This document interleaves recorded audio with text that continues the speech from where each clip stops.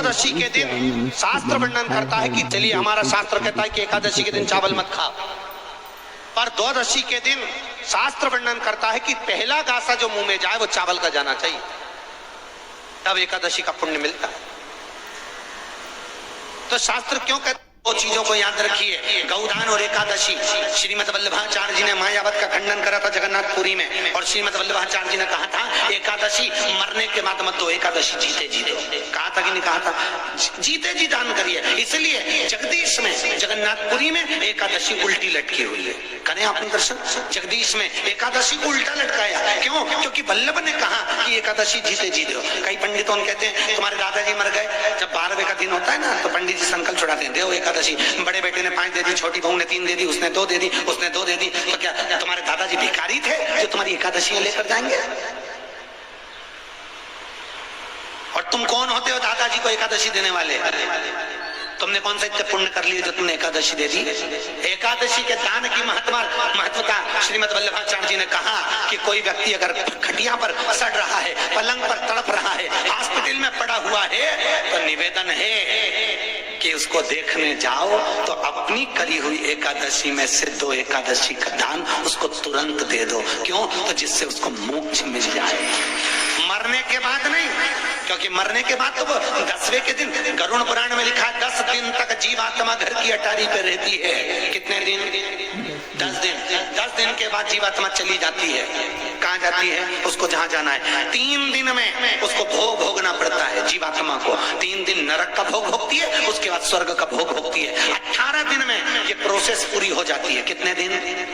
18 दिन। 18 दिन के बाद में उस जीवात्मा को धान के खेत में पटका जाता है। किसके खेत में? धान के, चावल के खेत में। इसलिए कहते हैं एकादशी के दिन चावल मत खाओ। कहते कि नहीं कहते? और क्या कहते हैं? द्वादशी के दिन चावल खाना जरूरी है। एकादशी का पालना करना है तो द्वादशी को चावल का 1 गिलास खाओ, तब द्वादशी को चावल खाओगे तो एकादशी लगेगी।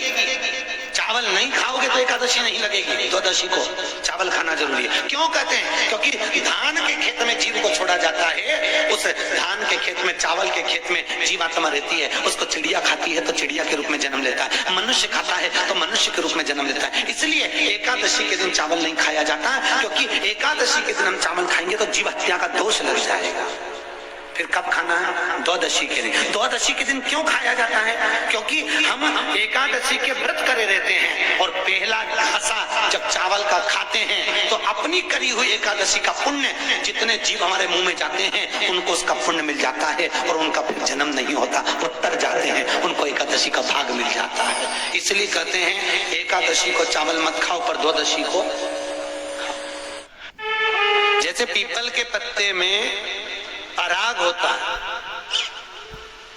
हमारा हिंदू धर्म, हमारा शास्त्र कहता है, हमारे शास्त्र, हमारे वेद डॉक्टर वर्णन करते हैं कि पीपल के पत्ते को अगर एकादशी और द्वादशी के दिन एक तांबे के पात्र में गला कर रख दिया जाए और उस पानी का आचमन 3 बार करा जाए तो जिसकी नाड़ियां चोक भी हो जाती है, डॉक्टर बोले इसका बाईपास करना पड़ेगा, उसको केवल 3 आचमन पानी एकादशी और द्वादशी को पीपल के पत्ते का कराया जाए तो अंदर की नाड़ियां भी खुल जाती हैं। पीपल के पत्ते का इतना प्रमाण हमारे विष्णु पुराण में वर्णन है।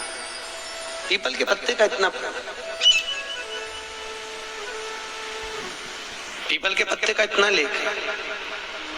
जैसे चर्म रोगधारी व्यक्ति होता है ना, जिसकी चमड़ी सफेद पड़ जाती है, तो उसको क्या करना चाहिए? केवल हिंदू धर्म में केवल एक पीपल का वृक्ष है जिसका पराग झड़ता है, और वो रात्रि को लगभग 10 बजे से 12 बजे के भीतर, 9 बजे से 12 बजे के भीतर पीपल के पेड़ के पत्ते का पानी झड़ता है, उसके नीचे थाली रख देना चाहिए, और उस थाली में पीपल के पेड़ के नीचे रख दो, और उसका पराग जब झड़ जाए वो पानी को बाल्टी में धो लो, और धोने के बाद थाली को उस पानी से 15 दिन, 8 दिन, 20 दिन स्नान करिए। धीरे धीरे चर्म रोग समाप्त हो जाता है। सफेद जो चमड़ी पड़ी वो वापस अपने रंग में आना चालू हो जाती है। कोई डॉक्टर को ही नहीं दिखाना। श्री शिवाय नमस्तुभ्यम, हर हर महादेव। आप सभी का मेरे चैनल धार्मिक वीडियो पर स्वागत है। पूज्य प्रदीप मिश्रा जी ने बताया कि हमें द्वादशी के दिन चावल क्यों खाने चाहिए, और पूज्य प्रदीप मिश्रा जी ने बताया कि अगर हम एकादशी का व्रत करते हैं तो द्वादशी के दिन चावल खाना अनिवार्य हो जाता है। और पूज्य प्रदीप मिश्रा जी ने बताया है कि हमें अगर एकादशी व्रत का पुण्य किसी को देना है तो वो जीते जी देना चाहिए, मरने के बाद हमें नहीं देना चाहिए। अगर आपको पूज्य प्रदीप मिश्रा जी के उपाय और कथा अच्छे लगे तो प्लीज़ मेरे चैनल को लाइक, कमेंट और शेयर जरूर करिएगा और फॉलो ज़रूर कर लीजिएगा ताकि अगले वीडियो की नोटिफिकेशन आ सके। और वीडियो को लास्ट तक देखिएगा। और पूज्य प्रदीप मिश्रा जी के उपाय और कथा बहुत अच्छी होती हैं। अगर आप इसे सुनेंगे और करेंगे तो आपके जीवन में भी परेशानियां कम हो जाएंगी। श्री शिवाय नमस्तुभ्यम। कि घर की वो 4 मर्यादा कौन सी है जिस मर्यादा में नारी रहे तो उस घर में संपदा नहीं घटती, उस घर की संपदा को समाप्त नहीं किया जा सकता है। 4 मर्यादा माता लक्ष्मी, मां सरस्वती के सामने माता पार्वती जी से पूछ रही, वो मर्यादा है कौन सी जिस मर्यादा के बल पर एक जो घर बसता है, घर जो बसाया जाता है, उस घर में सुख, सौभाग्य, संपदा, सत्ता, वैभव, प्रतिष्ठा, यश, कीर्ति, आरोग्यता, ये सब वहां रहे।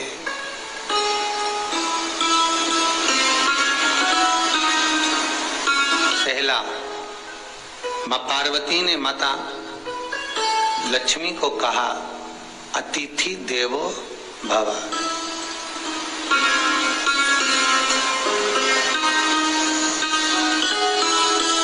हमारे दरवाजे पर जब कोई अतिथि आए, हमारे दरवाजे पर कोई मेहमान आए तो हम उसका आदर करें। परिवार के लोग जो आदर कर रहे हैं वो अपनी जगह पर है, भाई आदर कर रहा है वो अपनी जगह पर है, जेठ आदर कर रहा है वो अपनी जगह पर है, देवर मान सम्मान दे रहा है वो अपनी जगह पर है। पर सबसे पहला सम्मान घर की स्त्री को अतिथि का करना चाहिए।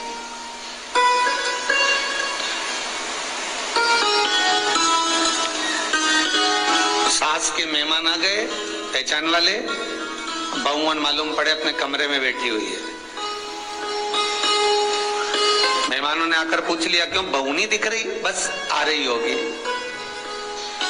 सास गई, रसोई घर में से पानी लाकर पिला दिया। फिर मेहमानों ने पूछा, बहू नहीं दिख रही? बस आती होगी। 2 बार सास ने गिलास भी गिरा दिया कि एक आध तो आ जाओ रही ऊपर से, पर नहीं। जब सास ने चाय रख दी और चाय रखकर सास फिर लेकर आई तो बहुओं के मन में आया, चलो सास ने चाय बना दी है, खुशबू ऊपर आ गई है, अब चलते हैं।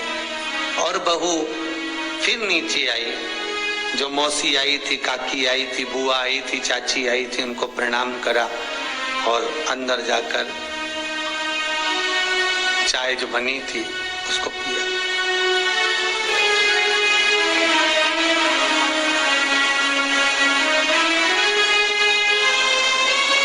एक गरुड़ पुराण में लिखा है, 94 तरह के नरक में एक नरक है जो दरवाजे पर आए हुए अतिथि का सम्मान नहीं करता, उसको जल नहीं पिलाता, उसका मान सम्मान नहीं देता, उसका आतिथ्य नहीं देता, उसके लिए भी एक नरक रखा गया है।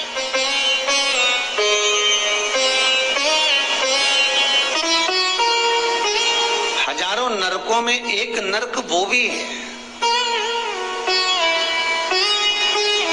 जिसका हमने आतिथ्य ना करा हो। मेरा बहुओं से निवेदन है, सास के रिश्तेदार आए तो आप उनका भी आदर करिए और आपके रिश्तेदार आए तो आप उनका भी आदर करिए। जेठानी के रिश्तेदार आए तो आप उनका भी आदर करिए और देवरानी के रिश्तेदार आए तो आप उनका भी आदर करिए। आप किसी न किसी रूप में जो अतिथि आया है वो न जेठ का है, न देवर का है, न वो सास का है, अतिथि घर का है। अतिथि नहीं है।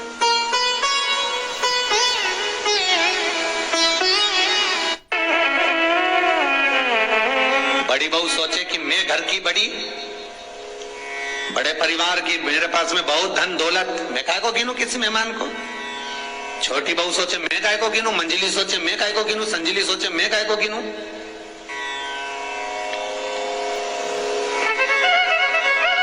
तुम्हारे माँ बाप आए, सास अगर तुम्हारे पिता से, तुम्हारी माता से बात ना करे, देवरानी बात ना करे, जेठानी बात ना करे, तो तुम्हें कैसा लगेगा कि तुम्हारे माँ बाप आए और किसी ने सम्मान नहीं करा।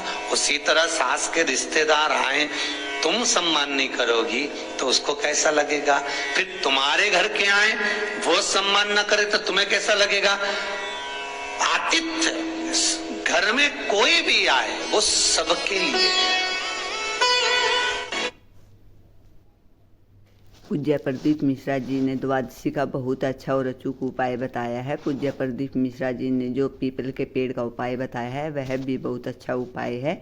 और पूज्य प्रदीप मिश्रा जी ने बताया है कि अगर हमारे घर पे कोई मेहमान आता है तो हमें उसका आदर सत्कार करना चाहिए, चाहे वो परिवार के किसी भी सदस्य से जुड़ा हो। और ये बात वाक्य में सच है। जिस घर में मेहमान का स्वागत होता है वहाँ भगवान यानी कि देवता निवास करते हैं। पहले के ज़माने में कहा जाता था कि अतिथि भगवान के समान होता है। अगर आपको पूज्य प्रदीप मिश्रा जी की कथा और उपाय अच्छे लगे तो प्लीज़ मेरे चैनल को लाइक, कमेंट और शेयर ज़रूर करिएगा। मेरा चैनल है धार्मिक वीडियो। हर हर महादेव, जय शिव शंकर, जय भोलेनाथ।